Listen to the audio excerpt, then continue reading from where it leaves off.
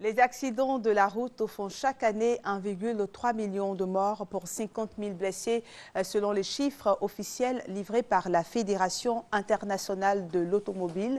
Et l'Office ivoirien de la sécurité routière, de son côté, affirme que le taux de responsabilité de l'homme dans ces accidents est de 91%. Les conducteurs ne respectent pas le code de la route, téléphonent au volant, ne portent pas leur ceinture de sécurité. Bref, un ensemble de comportements qui causent de nombreux accidents.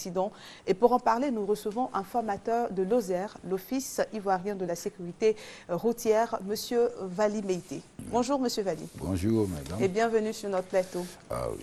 Alors, qu'est-ce qui explique ce nombre élevé d'accidents en Côte d'Ivoire? Oh, vous savez, le problème des accidents de la circulation pose un problème de santé et de développement au niveau mondial. Et depuis quelques années, selon les chiffres de l'OMS, comme vous l'avez dit tout à l'heure, c'est 1 300 000 morts et 58 millions de blessés dans le monde entier. Et en général, les 50% des morts chiffrés sont dans les pays à revenus intermédiaires, les pays émergents et les pays pauvres, principalement nos pays africains, les pays comme la Chine et l'Inde et la Russie. Et quand on regarde les statistiques des accidents de la route, il s'avère que les 91% des accidents de la circulation sont dus aux facteurs humains. Parce qu'un accident, c'est l'interaction de plusieurs facteurs. Le HEV, l'homme, l'environnement et l'infrastructure. Et avec les statistiques qui sont recueillies dans les divers pays, d'une manière générale, il s'est avéré que les 91% à peu près sont dus aux facteurs humains. Non-respect du code de la route. Pourquoi c'est difficile, je dirais donc pour le cas de la Côte d'Ivoire, de respecter le code de la route? Oh, vous savez, ce n'est pas seulement, il n'y a pas une cause exacte qui explique les accidents de la route. Il y a plusieurs facteurs. Oui, mais vous venez de dire que 91% sont dus aux facteurs humains. humains. Bon, vous savez, il y a le respect du code de la route et il y a le comportement des usagers. Dans le comportement des usagers, il faut voir la personnalité du conducteur, ses capacités, ses émotions, ses activités. Tout ça sont des facteurs qui influent sur la conduite. Autant d'individus, autant de comportements, autant de motivations différents, autant de comportements différents. C'est pour cela qu'il est indispensable que tout le monde prenne conscience des dangers de la circulation. Mais qu'est-ce qu'il faut pour réduire ce taux? Pour réduire le taux d'accident, nous avons trois actions. La formation, la sensibilisation et la répression. Bon, nous avons déjà fait la répression, un peu de la sensibilisation. Il faut mener un renforcement des capacités de nos acteurs. Il faut former nos conducteurs. Et la technologie de l'automobile a évolué, la réglementation a évolué, et il faut que nos conducteurs routiers, qu'ils soient les conducteurs de transport de marchandises ou de voyageurs, nos chauffeurs de bar, aient un renforcement des capacités. Soit formés sur quoi, puisque vous parlez de formation? Vous savez la formation doit porter sur quoi? En dehors du permis, lorsque vous obtenez le permis, vous avez l'autorisation d'être à bord d'un véhicule dangereux seul. Mais pour être un chauffeur professionnel, pour pouvoir transporter 90 personnes d'Abidjan à Boaké ou bien faire du transport interurbain à des bars, des taxis compteurs, il est indispensable maintenant que des actions soient menées en faveur des conducteurs pour réduire les effets sur le comportement. Parce que quand on dit les 95% de comportement, regardez dans la circulation à Abidjan, le manque de courtoisie. Mais justement, monsieur Vali, excusez-moi de vous couper. Justement, il n'y a pas que les conducteurs, il n'y a pas que les chauffeurs de transport qui sont concernés par cela. Les personnels qui ont des voitures également ne respectent pas. Est-ce que la formation doit se tendre aussi à ces personnes? Non, c'est de manière générale. Le problème de la sécurité routière est affaire de tout le monde. Ce n'est pas un problème d'État. Vous êtes usager.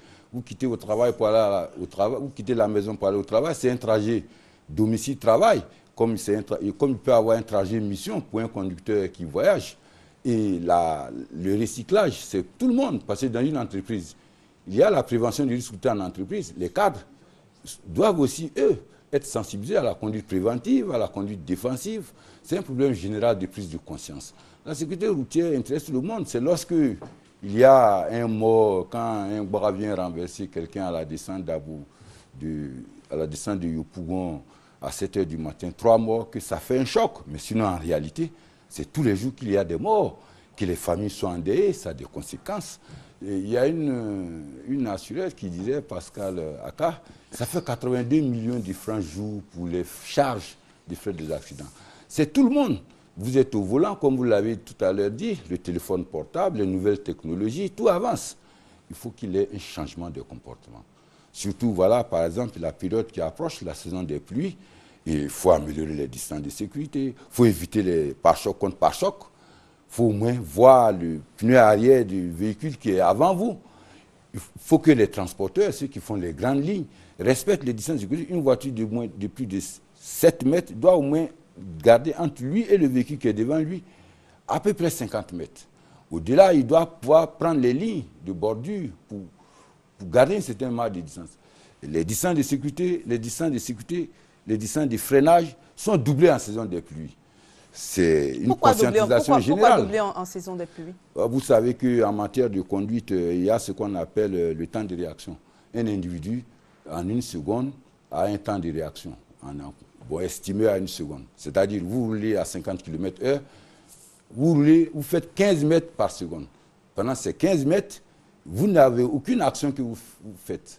C'est-à-dire, vous avez vu l'obstacle, constaté, en 1 seconde, vous faites déjà 15 mètres à 50 km/h.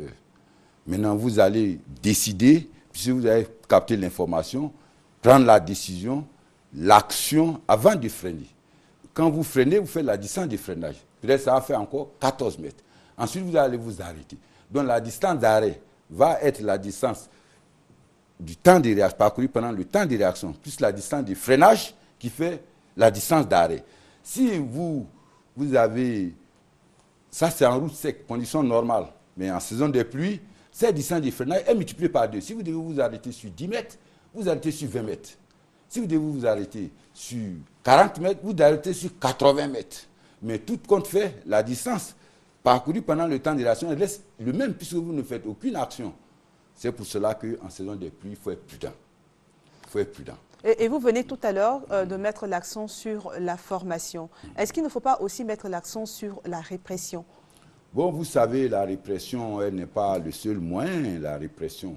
Le radar, par exemple, le cinémomètre, qu'on appelle communément le radar. Si vous prenez la route, que le radar est installé à elle, les agents.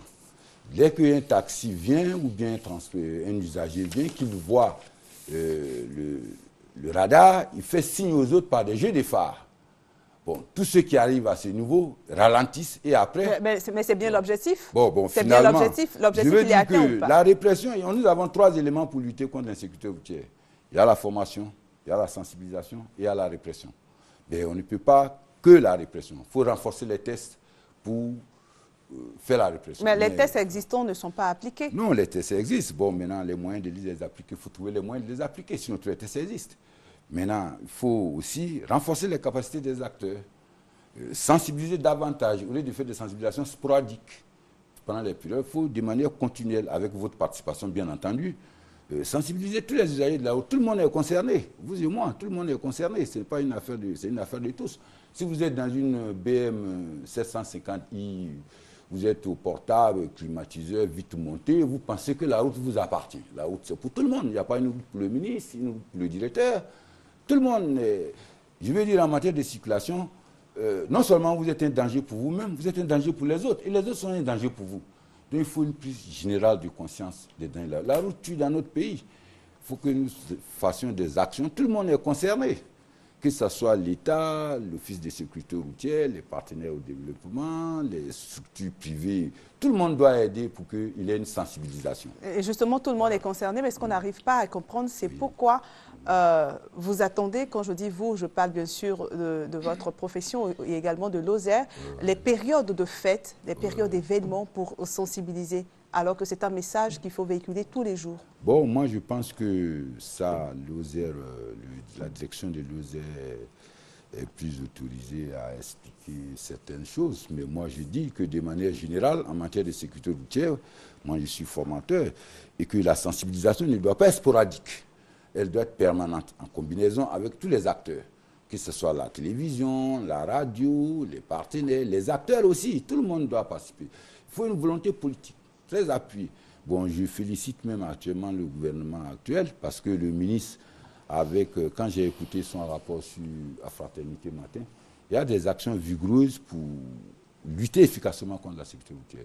Ils ont regroupé les chauffeurs, le Haut Conseil des patronats des transporteurs. Toutes ces actions sont bien, déjà, pour une unité du secteur, pour que, effectivement, chacun prenne conscience du danger des accidents de la circulation de la route. C'est un phénomène mondial, il n'est pas un phénomène particulier à la Côte d'Ivoire. Tout le monde doit faire des actions.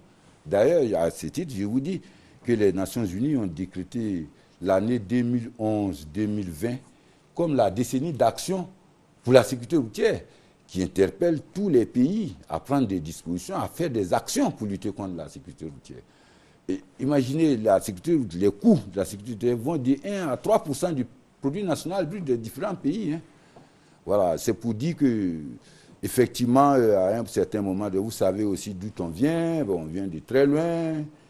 Bon, maintenant, avec la nouvelle approche, le nouveau comportement, les nouvelles attitudes, l'Ivoirien doit changer. Oui, il y a aussi le comportement. Quand on vous entend, vous mettez l'accent sur le comportement, sur la formation, mais n'oubliez pas aussi que les véhicules sont vieillissants en Côte d'Ivoire. Bon, ben, comme je vous l'ai dit, il y a 3 facteurs principaux. Le véhicule, l'environnement et l'homme. Bon, nous avons dit que c'est 90% facteur humain. Oui, on veut s'intéresser à l'aspect véhicule. réalité, le véhicule, quand on regarde les statistiques, le véhicule vient peut-être à 3-4%. Hein. Mais de toutes les façons, il faut rénover les véhicules. Il faut améliorer le parc. Mais avec la modernisation des systèmes de contrôle comme la SICTA et les efforts qui sont faits, je pense que le parc ivoirien est un peu mieux contrôlé. J'ai fait un peu la sous-région, j'ai vu certains systèmes de contrôle. Mais cela n'empêche qu'il faut améliorer toujours. Mais il y a des véhicules qui continuent de rouler en Côte d'Ivoire sans visite technique, sont des pièces administratives. Bon, maintenant, ça, c'est un problème maintenant de contrôle sur le terrain, comme vous l'avez dit, la répression.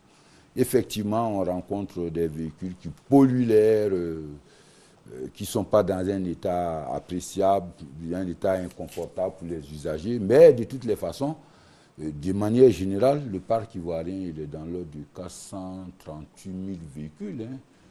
Bon, ben, le contrôle technique aujourd'hui vraiment s'améliore considérablement. Comme nous n'avons pas le temps de développer tous les chapitres, moi je me dis que pendant cette période de pluie, ce que je peux conseiller aux usagers, c'est d'éviter dans les bouchons, les pare-chocs contre pare-chocs, au moins de voir le pneu arrière de celui qui est devant vous. D'avoir un pare-brise propre, d'avoir des feux de position bien pour éviter d'être identifié, parce qu'en saison des pluies, on ne peut pas sortir la tête. Bien régler les rétroviseurs, être très prudent, éviter les téléphones. Vous savez, le téléphone portable, comme vous l'avez dit, il prend à peu près 2 secondes par individu si vous êtes au téléphone portable. Comme le temps de réaction, il est de 1 seconde. Si vous êtes à 50 km/h, que vous parcourez 15 mètres en 1 seconde, que vous faites 2 secondes, ça vous fait déjà 30 mètres. S'il y a un obstacle à 50 mètres, le temps de venir freiner, vous touchez l'obstacle. Et comme on l'appelle, il distrait la vision. Les 90% de nos actes, de nos actions, de nos décisions, de nos gestes en matière de conduite dépendent de la vision, la perception de l'information. Voir loin, voir bien, voir large, voir de près. Parce qu'il faut voir les indicateurs de tableau de bord. Il faut bien voir la route, il faut identifier. J'avais vu, bon, je voudrais, en matière de conduite, ça coûte cher. Mais toutes ces mesures que vous citez là sont aussi valables pour des périodes normales. Je dirais pour des périodes normales. Oui, donc oui, mais c'est bien entendu. Mais de manière particulière, pendant la saison des pluies, ce qui est important, c'est surtout la vitesse et les freinages. C'est-à-dire qu'il faut respecter en ce moment les distances de freinage. Parce que si vous ne respectez pas les distances de freinage, dès qu'il y a un freinage d'urgence, c'est un carambolage. Puisque les pertes de distance, les pertes de marge là, se cumulent et vous touchez les uns les autres. Merci, M. Vanny Meïté. Merci d'être venu sur notre plateau. C'est moi qui vous remercie. Je rappelle que vous êtes un formateur à l'Office ivoirien de la sécurité routière et nous avons parlé avec vous de l'éducation des conducteurs. C'est la fin de ce journal. Merci de l'avoir suivi. Ne baissez jamais les bras. Demain sera meilleur.